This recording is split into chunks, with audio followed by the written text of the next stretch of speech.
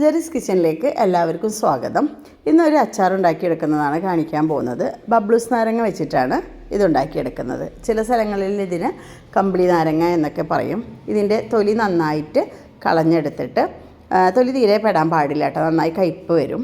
പിന്നെ അതിലത്തെ കുരുവൊക്കെ കളഞ്ഞ് അല്ലികളാക്കി അടർത്തിയെടുത്തിട്ട് ഇതിലേക്ക് ഞാൻ കുറച്ച് ഉപ്പ് ചേർത്ത് വെക്കുന്നുണ്ട്. എന്നിട്ട് ഇതിങ്ങനെ ചേർത്ത് വെച്ചതിന് ശേഷം നമുക്ക് ബാക്കിയുള്ള കാര്യങ്ങൾ ചെയ്തെടുക്കാം. അപ്പോൾ ഉപ്പ് ചേർത്തിട്ട് അവിടെ വെച്ച് കൊടുത്തിട്ടുണ്ട്. ഇനി നമുക്ക് ചട്ടി ചൂടായതിന് ശേഷം അതിലേക്ക് ഒരു 4 ടേബിൾ സ്പൂണോളം എണ്ണ, നല്ലെണ്ണയാണ് ഒഴിച്ച് കൊടുത്തിട്ടുള്ളത്. അത് ഒഴിച്ചിട്ടൊന്ന് നന്നായി ചൂടാക്കി എടുക്കുക. നല്ലെണ്ണ ഒഴിച്ചതിന് ശേഷമൊക്കെ നമ്മൾ ചട്ടി നന്നായി ചൂടായി എന്ന് കണ്ടാൽ തീ സിമ്മാക്കി വെക്കുക. എന്നിട്ട് ഒരു 1/2 ടീസ്പൂണ് ഉലുവ ഇട്ട് കൊടുക്കുക. ഒരു 1.5 ടീസ്പൂണ് കടുകും കൂടെ ചേർത്ത് നന്നായി പൊട്ടി വരുന്ന സമയത്ത് ഇതിലേക്ക് നമുക്ക് ഇഞ്ചിയും വെളുത്തുള്ളിയും ചതച്ചത് ചേർത്ത് കൊടുക്കുക. ഒരു 2 ടേബിൾ സ്പൂണ് ഇഞ്ചി, 2 ടേബിൾ സ്പൂണ് വെളുത്തുള്ളി ചതച്ചെടുത്തതാണ്. നമുക്ക് വേണമെങ്കിൽ അരിഞ്ഞെടുക്കുകയും ചെയ്യാം. ഒരു 6 പച്ചമുളകും കൂടെ ചെറുതായി അരിഞ്ഞതും കൂടെ ഇതിലേക്ക് ഇട്ട് കൊടുത്തിട്ടുണ്ട്. ഇപ്പോൾ ഇഞ്ചിയിലും പച്ചമുളകിലും അതേപോലെ വെളുത്തുള്ളിയിലൊക്കെ കുറച്ച് വെള്ളമൊക്കെ ഉണ്ടെന്നുണ്ടെങ്കിൽ ഈ ഒരു എണ്ണയിൽ കിടന്നിട്ട് അതൊക്കെ നന്നായിട്ട് പൊട്ടിപ്പോയിക്കോളും. ഇതിലേക്ക് കുറച്ച് വേപ്പിലയും കൂടെ ഇട്ട് കൊടുക്കുന്നുണ്ട്. അപ്പോൾ ആവുന്നത് നന്നായി വെള്ളമൊക്കെ വാർന്ന് ഇടാനായിട്ട് ശ്രദ്ധിക്കുക. പിന്നെ ഇതിലിട്ടിട്ട് അതിൻ്റെ ആ വെള്ളം പൊട്ടിപ്പോയി എന്ന് കണ്ടാൽ മാത്രമേ ബാക്കിയുള്ള ഇൻഗ്രീഡിയൻസ് ഇട്ട് കൊടുത്താൽ മതി. അപ്പോൾ ഇതൊന്ന് നന്നായിട്ട് മൂത്ത് വരട്ടെ, വല്ലാതെ മുരിഞ്ഞു പോവണ്ട. ഒന്ന് വെള്ളമൊക്കെ പൊട്ടി പോയതിന് ശേഷം ഇതിലേക്ക് നമുക്ക് ബാക്കിയുള്ള ഇൻഗ്രീഡിയൻസ് ചേർത്ത് കൊടുക്കാം. അപ്പോൾ ആദ്യം 1 ടീസ്പൂണ് മഞ്ഞൾപ്പൊടി ചേർത്ത് കൊടുക്കാം.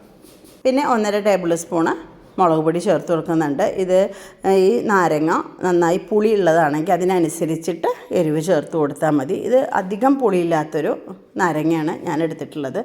പിന്നെ ഇത് പഴുത്താലും വല്ലാതെ ചിലതിനൊക്കെ കുറച്ചൊരു പുളി ഉണ്ടായിരിക്കും. അപ്പോൾ അതനുസരിച്ച് നോക്കിയിട്ട് നിങ്ങൾ ഇട്ട് കൊടുത്താൽ മതി. ഇതിലേക്ക് 1 ടീസ്പൂണ് കായം പൊടിച്ചത് ചേർത്ത് കൊടുക്കുന്നുണ്ട്. ഫ്ലെയിം നന്നായി സിമ്മാക്കിയിട്ട് വെച്ചിട്ടുള്ളത് കേട്ടോ.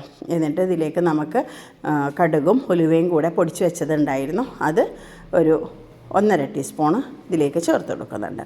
നന്നായി പൊടിച്ചെടുത്തതാണ്, വറുത്തിട്ട് അത് ഞാൻ മുന്നേ പൊടിച്ച് വെച്ചിട്ടുള്ളതായിരുന്നു. അപ്പോൾ അതിൽ നിന്ന് 1.5 ടീസ്പൂണ് ചേർത്ത് കൊടുത്തിട്ട് ഒന്ന് നന്നായി എല്ലാം കൂടെ ഒന്ന് മിക്സ് ചെയ്ത് കൊടുത്തിട്ടുണ്ട്. ഇനി ഇതിലേക്ക് ഒരു 1/2 ഗ്ലാസ് വിനീഗർ ഒഴിച്ച് കൊടുക്കുന്നുണ്ട്. അപ്പോൾ ഇത് പുളിക്കനുസരിച്ച് ഒഴിച്ച് കൊടുത്താൽ മതി.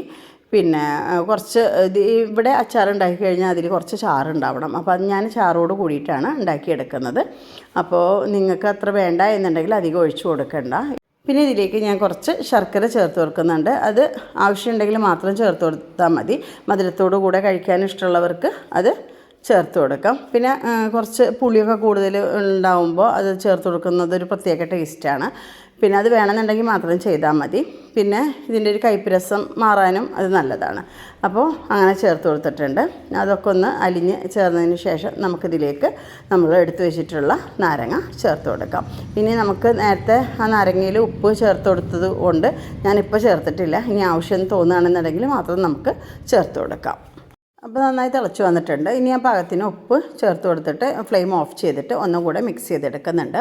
അപ്പോൾ ഇതേപോലെ ബബ്ലൂസ് നാരങ്ങ നിങ്ങളെ കയ്യിൽ കിട്ടുകയാണെന്നുണ്ടെങ്കിൽ ഒന്നുണ്ടാക്കി നോക്കുക. വളരെ ടേസ്റ്റ് ആയിട്ടുള്ളൊരു അച്ചാറാണിത്. അപ്പോൾ ഇത് ഉണ്ടാക്കിയെടുത്താൽ നമുക്ക് കേടുകൂടാതെ അത് പുറത്തിരിക്കുകയും ചെയ്യും. നല്ല നമ്മൾ ഇട്ട് വെക്കുന്ന പാത്രങ്ങളൊക്കെ നന്നായി ഉണക്കിയിട്ട് അതിൽ സൂക്ഷിച്ച് വെച്ചാൽ മതി. നമ്മൾ ശ്രദ്ധിക്കുന്നതിനനുസരിച്ചിരിക്കും അച്ചാർ കേടുകൂടാതെ ഇരിക്കൽ കേട്ടോ.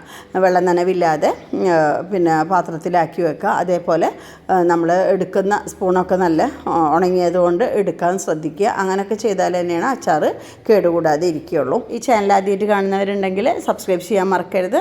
അതേപോലെ ഇഷ്ടമായ ഷെയർ ചെയ്യുക, ലൈക്ക് ചെയ്യുക.